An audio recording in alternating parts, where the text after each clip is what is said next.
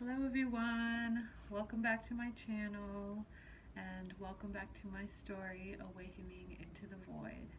My name is Simbala Dezil and I am basically telling my story of my spiritual awakening, which is still unfolding as I live on in this space and time. Um, I just really find it important for those of us who have gone through these intense experiences to share them, share our testimony. Um, Testimony is so important because it is a way to give others hope and insight and to teach. So, on that note, I will continue my story. So, I am now telling part 10 of my of awakening into the void. So where I left off in the previous video, I had this conversation with this girl that I had met, and her name is Nikki, and she was telling me about emotional freedom technique, which my mom just told me about like a week prior to that. And when my mom told me about it, I was super interested. I was like, I want to do it. I don't know how. I don't know how I will get a chance to do this, but I'm interested, you know. And so when Nikki told me about it, I was like, yeah, okay, amazing. Like, where can I do it? I'm absolutely, totally interested. It was free, which was great because I still wasn't in the mindset that I would want to pay for something like that. You know, I don't want to pay to divulge my business to strangers or whatever. Like, it just wasn't on my agenda at the time. So I appreciated that it was free. So she invited me to go to one of their gatherings, and she told me how it was. It's like a group setup. It's like a circle. You're there for like 3 or 4 hours, and it's you work on your stuff in a group. So it's like a group therapy session almost. So being that she was someone I was getting to know, so she was kind of like an anchor for me in that situation. So I wasn't going in it alone. Um, and so I was like, this is awesome. Like, it was a tiny glimpse into the realm of synchronicities and serendipity, which I don't think I knew those words at the time. And synchronicity has become one of my favorite words. Serendipity too. I love those words. Serendipity is a good one. But it was a very synchronistic thing to happen, considering my mom told me about this and it piqued my interest. I was immediately interested in it, even though I knew nothing about it. Something about this tapping or EFT, emotional freedom technique, it it just sounded like it made sense. Like, I was like, I don't know how, I don't know why, but it just makes sense. So sign me up. Where do I start?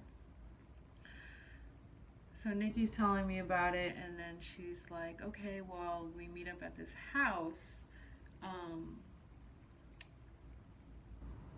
on this road, or down the street. I was like, okay, cool. And come to find out, when I look up the address, the house is 2 blocks, like right around the corner from where I had just moved to. So that was super, like, I wouldn't say it was just eerie, it was another serendipitous thing, another synchronicity. I was interested in this thing. I meet this girl who, for whatever reason, I'm energetically drawn to her, and I just like her vibe. I'm just like, I don't know why, but I like you. Like, you're cool, and then she opens my world to this tapping, which I was interested in prior because my mom told me about it. And then it's free, so I don't have to pay money. And it's right around the corner from where I was living. So it's just like boom, boom, boom, boom, boom, all these things. So it couldn't have been more clear that this was lined up, but still at the time, it was just coincidence, that's how I just see it. Like, oh, it's just coincidence. Like, it's interesting coincidences, but it's just that. So I was like, okay, getting like kind of mentally prepared for my first meeting or my first gathering, and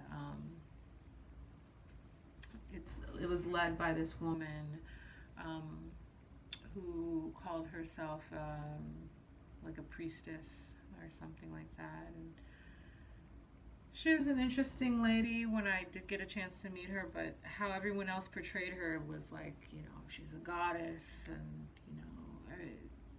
she had a lot of respect from that community and a lot of reverence from that community. So I didn't, when I first got to the meeting, so I mentally prepared myself for the meeting, and then it finally came time for that. So I show up with my new friend, and we are sitting and waiting. So it's just kind of like social moment for the time being, just getting to know everybody in the circle for a little bit in a more informal setting before the before the session started. And then the leader, or she was the yeah, I guess call her the leader, the person holding space for everybody.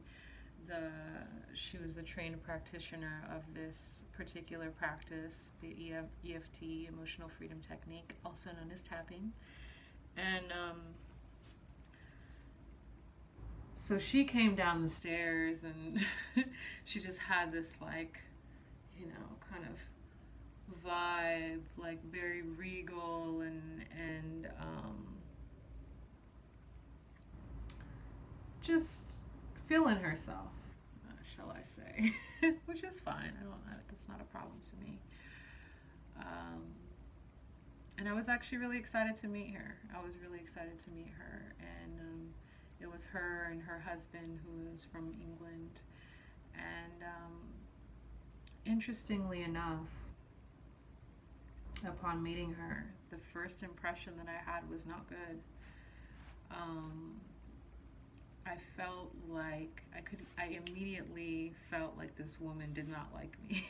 It was like an immediate sense of like cautiousness. Like my something was telling me that I had to be cautious around this woman, and that maybe they're not somebody that I can trust. So it was just odd to be coming into this space that's supposed to be for healing, and having this immediate feeling about this woman who's leading the circle. But I just kind of shoved it aside, because like, I don't know her. I don't want to disrespect her, or judge the situation and circumstance. So I just need to sit and listen and absorb the experience, and wait and see type thing. Like, I was still in a space where I didn't know that when you have these visceral reactions, or not necessarily reactions, but just insights, or kind of like you can feel someone's darts being sent your way, or something like that. Like, at the time, I didn't know that these were very important signs and signals to take into account.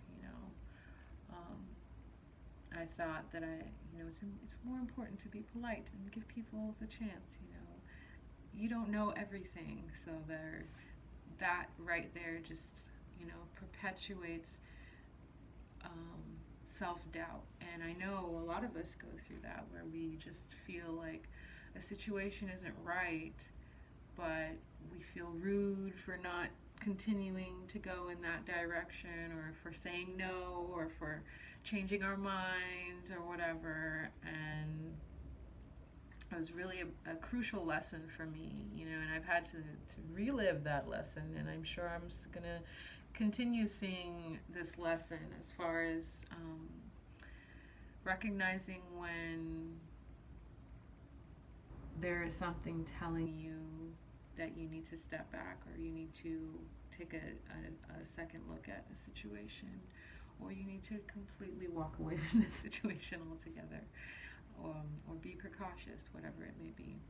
So I definitely caught a vibe, and it wasn't the most positive vibe from this lady, but I just wanted to let it go so I could experience what it was to tap and do tapping, and what it even meant. And so we started the circle, and the first thing we did was we introduced ourselves. So it was a very large circle. That was probably like 12. Okay, maybe that's not very large, but to me it was large because it was like a lot of people to go through. Maybe it was like 15 people. It was a lot of people. It was a big circle in this living room of this house. And so we had to start it off by introducing ourselves. So everyone went around the circle to introduce themselves and kind of explain why they were there. And my thing was like, I want to tap into myself. Like, I want to understand myself. I really wanted to understand why I had those experiences in San Diego. Why was I getting attacked, is what I thought. Why me, and why now, and what was that altogether? It's like I needed answers. And I really think that's what the awakening does. Like, we might have a cataclysmic experience or a catastrophic experience that pushes us into that space of demanding answers, or it's like weird things. People who have like near-death experiences can attest to this. It will bring you back to a state of like, now I have a new understanding of life, and I have to tap further into this mystery of life. What is life even? What is this? What is this experience? And how can I change and shift this experience into my favor? How can I be joyous on every occasion and not just some occasions? How can I even recognize that I haven't been joyous for most of my life? And there's just so many layers.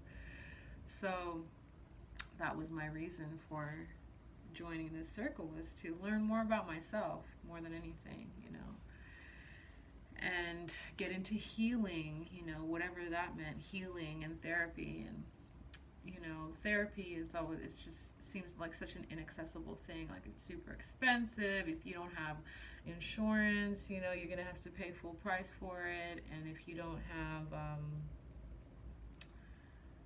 if you don't have a good job, you're gonna be paying $100 or more per session, and that's a lot of money.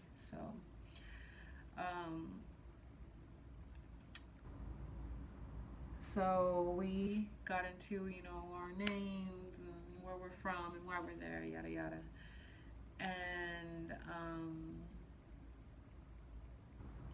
while we're doing this, the priestess, she was taking notes and just noting everything. And after taking the notes, she taught us about the different points that we tap on our bodies. And so basically, to get into what tapping is, with the EFT, I keep confusing, getting it mixed up with EMS, which is the electromagnetic field. EFT, emotional freedom technique. So what it is it's kind of like reflexology, or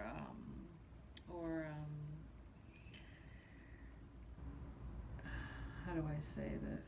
Like pressure points, acupressure. And there's certain meridians on the body, like on your face, right here, right here, right here, and then right here on the sides, on the head, the back of the head, and I feel like I might be missing some, but basically when we tap on these meridians, it starts to open up pathways in our body, and it starts to loosen up. This is what they theorize, is that it begins to loosen up trapped energy. And trapped energy could be described as an emotion that had not been expressed, but instead suppressed. So, for instance, maybe, someone never got to meet their father. The father never came around and never made an effort, and this person just always felt like, a hole in themselves because they never got to meet their father, and it just became so great and significant of a whole that they decided to completely cut off the emotions connected to the feeling of unworthiness, or feeling unloved, or feeling abandoned, more than anything, an abandonment wound. And so oftentimes what happens when we suppress emotions, instead of therapizing them when we reach an adult age, or if we have assistance from our parents to seek counseling for us, or if we happen to have someone in our lives who can help us through these things, oftentimes these unexpressed emotions, or unhealed emotions, unprocessed emotions, they become trapped in our body. And how it can become like blood clots. It can become like body pains, fibromyalgia. It can become, eczema. It can become just all kinds of things, a severe backache, sciatica, knee issues, like whatever it is. So it's interesting how, trapped emotions, and especially emotions of trauma, or sorrow, or emotions that are not very easy to express or process, because we haven't been taught to access or process or analyze these emotions, or even express them in a healthy way. So they oftentimes manifest in physical ways. I've grown to believe that a lot of our physical ailments, our physical illnesses, are linked to trapped emotions, to unexpressed emotions, to emotions that have not yet been acknowledged. So when we tap on these meridians, what begins to happen is those emotions start to like loosen up. It's like constipated energy in different parts of our body. And so it's like tapping on those meridians like helps like loosen it up, and energy starts flowing through the body again, more more fluidly or more freely. um, but the biggest thing is, as we begin to tap on these meridians,